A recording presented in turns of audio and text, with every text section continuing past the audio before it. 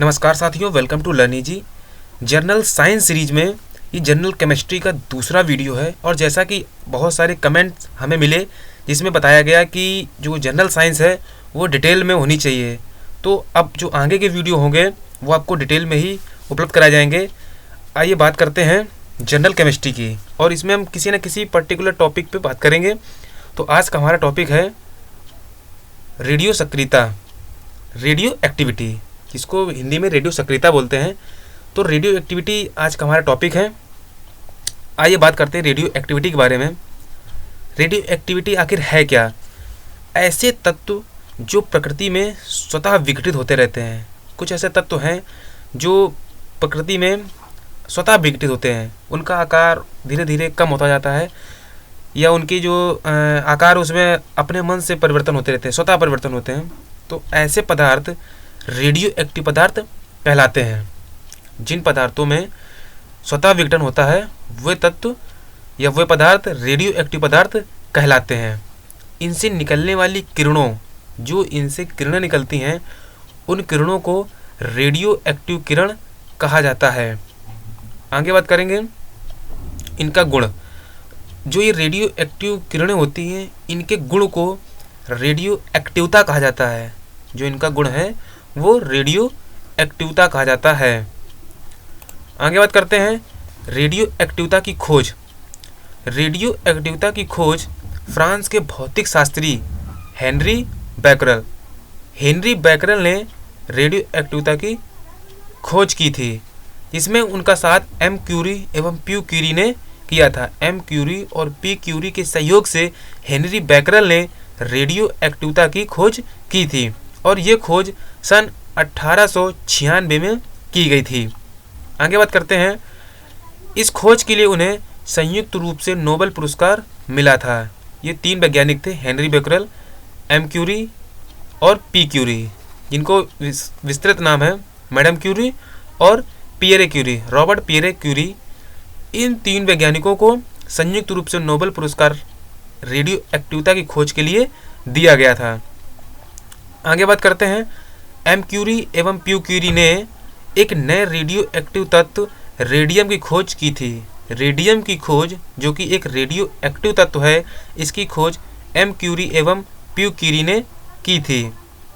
आगे बात करते हैं, रेडियो एक्टिविटी से निकलने वाली जो किरणें हैं, इनकी पहचान सर्वप्रथम रदरफोर्ड ने 1902 में की थी। जैसा कि पीछे बताया गया था कि जो रेडियो एक्टिव पदार्थ होते हैं, जब उन्हें विघटन होता है तो उनसे जो किरणें निकलती हैं वहाँ पर उनको कोई नाम नहीं दिया गया था, लेकिन इनकी खोज बाद में 1902 में रदरफोर्ड ने की थी, और उनका नामकरण भी रदरफोर्ड ने ही किया था। रेडियो एक्टिविटी की इकाई क्यूरी होती है। जो रेडियो एक्टिविटी है उसको मापने की जो इकाई है वो क्यूरी होती है। आगे बात करेंगे, रेडियो एक्टिव पदार्थ से निकलने वाली किरण तीन प्रकार की होती हैं। जो रेडियो एक्टिव किरणें होती हैं वो तीन प्रकार की होती हैं। कौन कौन सी होती हैं? अल्फा किरणें, बीटा किरणें और गामा किरणें। अल्फा किरणें, बीटा किरणें और गामा किरणें, ये तीन किरणें रेडियो एक्टिव पदार्थ से निकलती हैं। अब इनकी हम विस्तृत जानकारी लेते हैं। अल्फा किरणें क्या होती हैं? अल्फा किरणें, अल्फा कण हीलियम नाभिक होते हैं। जो हीलियम होता है उसका नाभिक अल्फा कण कहलाते हैं, तथा प्रत्येक में जो इनका नाभिक है उसमें 2 प्रोटॉन, 2 न्यूट्रॉन तथा 2 इकाई धन आवेश होता है। इसका मतलब यहाँ पर है कि अल्फा किरणों में धन आवेश होता है। अल्फा किरणें जो हैं वो धनावेशित होती हैं। ये चुंबकीय तथा विद्युत क्षेत्र में ऋण प्लेट की ओर विक्षेपित हो जाती हैं। जैसा कि हम जानते हैं कि ये धन आवेशित होती हैं, तो इनका जो झुकाव होगा या जिधर ये मूव करेंगी तो वो अपने अपोजिट जो इनका होगा उसमें ही करेंगी। तो धन आवेशित हैं तो ये ऋण आवेश की ओर ही विक्षेपित हो जाएंगी, चाहे वो चुंबकीय क्षेत्र हो या फिर विद्युतीय क्षेत्र हो। चुंबकीय या विद्युतीय क्षेत्र में ऋण प्लेट की ओर विक्षेपित हो जाती हैं। अब बात करते हैं बीटा किरणों की। बीटा किरणें ऋणावेशित होती हैं। बीटा किरणों में ऋणावेश होता है। ये विद्युत तथा चुंबकीय क्षेत्र में धन प्लेट की ओर अधिक विक्षेपित होती हैं। ऋणात्मक होने के कारण इनका जो विक्षेपण है वो धन प्लेट की ओर होता है। यहाँ पे भी विद्युत या चुंबकीय क्षेत्र कुछ भी हो, जो बीटा किरणें हैं वो धन प्लेट की ओर ही विक्षेपित होंगी। आगे बात करते हैं गामा किरणों की। गामा किरणों का आवेश शून्य होता है, इन पर कोई आवेश नहीं होता है और ये द्रव्यमान रहित होती हैं। गामा किरणों का ना तो कोई आवेश होता है और ना ही उनका कोई द्रव्यमान होता है। ये किरणें उदासीन होती हैं क्योंकि इन पे ना ही पॉजिटिव चार्ज होता है और ना ही नेगेटिव चार्ज होता है, इस वजह से ये उदासीन होती हैं। ये किरणें विद्युत या चुंबकीय क्षेत्र में विस्थापित नहीं होती हैं। आवेश न होने के कारण ये किसी भी क्षेत्र में विस्थापित नहीं होती हैं। आगे बात करेंगे रेडियो एक्टिविटी के उपयोग। रेडियो एक्टिविटी के क्या क्या उपयोग हैं, आइए बात करते हैं। रेडियो एक्टिविटी का प्रयोग नाभिकीय संलयन अभिक्रिया से हाइड्रोजन बम बनाने में किया जाता है। जो हाइड्रोजन बम होता है वो नाभिकीय संलयन अभिक्रिया पर आधारित होता है और ये भी रेडियो एक्टिविटी का ही एक उपयोग है। और इसका क्या उपयोग है, नाभिकीय विखंडन अभिक्रिया से वैद्युत ऊर्जा उत्पन्न करने में भी इसका प्रयोग किया जाता है। अभी इसकी चर्चा हम आगे विस्तार से करेंगे, नाभिकीय संलयन और नाभिकीय विखंडन की। बात करते हैं नाभिकीय विखंडन की।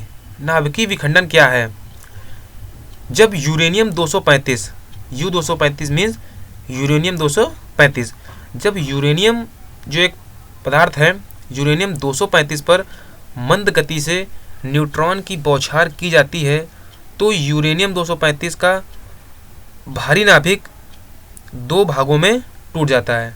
ये जो नाभिक है इसका, यूरेनियम का नाभिक, वो दो भागों में टूट जाता है और अपने ही जैसे जो यहाँ पर एक मॉलिक्यूल था वो अब दो भागों में टूट जाएगा और इसमें उतनी ही एनर्जी रहेगी, इस पर कोई फर्क नहीं पड़ेगा। तो यूरेनियम 235 पर मंद गति से न्यूट्रॉन की बौछार की जाती है तो यूरेनियम 235 का भारी नाभिक दो भागों में टूट जाता है।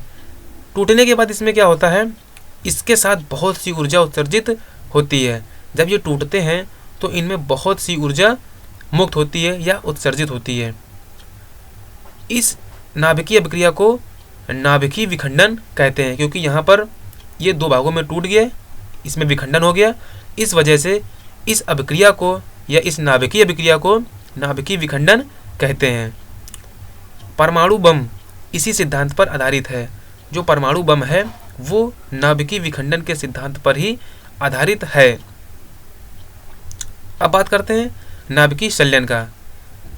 नाभिकीय संलयन क्या है, नाभिकीय संलयन वह प्रक्रिया है जिसमें दो हल्के नाभिक संयोजित होकर एक भारी नाभिक का निर्माण करते हैं। नाभिकीय संलयन, संलयन मतलब होता है जुड़ना। तो जब दो हल्के नाभिक संयोजित होकर एक भारी नाभिक का निर्माण करते हैं और अत्यधिक मात्रा में ऊर्जा उत्पन्न होती है, यह क्रिया नाभिकीय संलयन कहलाती है। यहाँ पर एक चीज़ कॉमन है कि नाभिकीय विखंडन और नाभिकीय संलयन दोनों ही अभिक्रियाओं में जो हमें प्राप्त हो रहा है वो प्राप्त हो रहा है अत्यधिक मात्रा में ऊर्जा। अत्यधिक मात्रा में ऊर्जा प्राप्त होती है तो इनका प्रयोग हम जो ऊर्जा क्षेत्र है उसमें भी बहुत किया जाता है। आगे बात करते हैं नाभिकीय संलयन में ही हाइड्रोजन बम जो है वो नाभिकीय संलयन के सिद्धांत पर आधारित है। हाइड्रोजन बम नाभिकीय संलयन के सिद्धांत पर आधारित है। सौर ऊर्जा, जो सूर्य से हमें ऊर्जा प्राप्त होती है या सूर्य में जो ऊर्जा होती है वो नाभिकीय संलयन के द्वारा ही होती है। वहाँ पर जो अभिक्रिया हो रही है सूर्य में और जो ऊर्जा का निर्माण हो रहा है वो नाभिकीय संलयन से ही होता है। आगे बात करते हैं न्यूक्लियर रिएक्टर की। न्यूक्लियर रिएक्टर क्या है, न्यूक्लियर रिएक्टर एक विशेष प्रकार की भट्टी है जिसमें यूरेनियम 235 का नियंत्रित नाभिकीय विखंडन कराया जाता है। जो नाभिकीय विखंडन था वो न्यूक्लियर रिएक्टर में किया जाता है। न्यूक्लियर रिएक्टर जो कि एक विशेष प्रकार की भट्टी है, इसमें यूरेनियम 235 का विखंडन कराया जाता है। इस रिएक्टर में कैडमियम की छड़ें प्रयोग की जाती हैं। रिएक्टर में कैडमियम की छड़ें प्रयोग की जाती हैं। अब कैडमियम की छड़ें जो यूज की जाती हैं, इनका प्रयोग क्या है? जो कैडमियम की छड़ें होती हैं, इनको नियंत्रक कहते हैं। ये नियंत्रक कहलाती हैं। भारी जल को ग्रेफाइट के साथ कार्य न्यूट्रॉन की गति को मंद करना है। जो नाभिकीय रिएक्टर है उसमें भारी जल का भी उपयोग किया जाता है। भारी जल और ग्रेफाइट जो है मिलकर न्यूट्रॉनों की गति को मंद कर देती हैं, उनको धीमा कर देती हैं। अर्थात भारी जल तथा ग्रेफाइट मंदक का कार्य करते हैं। जो भारी जल और ग्रेफाइट हैं वो न्यूक्लियर रिएक्टर में मंदक का कार्य करते हैं। आगे बात करते हैं रेडियो एक्टिविटी के कुछ अन्य महत्वपूर्ण उपयोग। ये तो 2 जनरल उपयोग थे। इसके अलावा रेडियो एक्टिविटी के क्या क्या महत्वपूर्ण उपयोग हैं, आइए देखते हैं। रेडियो समस्थानिकों का प्रयोग प्राचीन तत्वों की आयु ज्ञात करने में किया जाता है। जो बहुत ही पुराने तत्व मिलते हैं उनकी आयु ज्ञात करने में कि वो किस काल के हैं या वो उनकी आयु कितनी है, उसको ज्ञात करने में रेडियो समस्थानिकों का प्रयोग किया जाता है। जीवाश्मों, मृत पेड़ पौधों आदि की आयु ज्ञात करने में भी इसका प्रयोग किया जाता है। जो पुराने जीवाश्म मिलते हैं और जो पेड़ पौधे, बहुत पुराने से पेड़ पौधे पाए जाते हैं, उनकी आयु ज्ञात करने में भी हम रेडियो समस्थानिकों का प्रयोग करते हैं। और ये किस विधि के द्वारा होता है? इसे रेडियो कार्बन डेटिंग कहते हैं। जो रेडियो कार्बन डेटिंग मेथड है, इस विधि के द्वारा हम जीवाश्मों, मृत पेड़ पौधों और प्राचीन तत्वों की आयु ज्ञात करने में इस्तेमाल करते हैं, रेडियो कार्बन डेटिंग विधि का। आगे बात करेंगे गामा किरणों का उपयोग कीटाणुओं और हानिकारक चीज़ों को नष्ट करने में किया जाता है। जो गामा किरणें हैं उनका उपयोग कीटाणुओं और हानिकारक चीज़ों को नष्ट करने में किया जाता है। अब बात करते हैं जो रेडियो एक्टिविटी है उसका उपयोग औषधियों में भी किया जाता है। अब औषधियों में इनका उपयोग कैसे किया जाता है, आइए देखते हैं। रेडियो एक्टिव एक तत्व है आयोडीन 131। जो आयोडीन 131 है, इसका प्रयोग ग्रंथि रोगों में किया जाता है। ग्रंथि रोगों को ठीक करने में रेडियो एक्टिव तत्व आयोडीन 131 का प्रयोग किया जाता है। कोबाल्ट 60 का प्रयोग कैंसर रोग में किया जाता है। कोबाल्ट 60 का प्रयोग कैंसर रोग में किया जाता है। फास्फोरस 32 का प्रयोग ल्यूकीमिया नामक रोग का निदान करने में किया जाता है। तो औषधियों में कैसे आयोडीन 131 का प्रयोग ग्रंथि रोग में, कोबाल्ट 60 का प्रयोग कैंसर रोग में, फास्फोरस 32 का प्रयोग ल्यूकीमिया रोग के निदान में किया जाता है। पृथ्वी और खनिज की आयु ज्ञात करने में यूरेनियम लेड डेटिंग का प्रयोग किया जाता है। ये एक विधि है uranium lead dating. Uranium lead dating का प्रयोग पृथ्वी और खनिज की आयु ज्ञात करने में किया जाता है। और अगर आप ये वीडियो पहली बार देख रहे हैं तो इसे सब्सक्राइब करना मत भूलिएगा। सब्सक्राइब करने से आपको जो आगे आने वाला स्टडी मटेरियल है वो आसानी से प्राप्त हो जाएगा। तो आज के वीडियो में इतना ही। Thank you for watching. अगर आपको ये वीडियो अच्छा लगे तो इसे लाइक और सब्सक्राइब करना मत भूलिएगा। Thank you.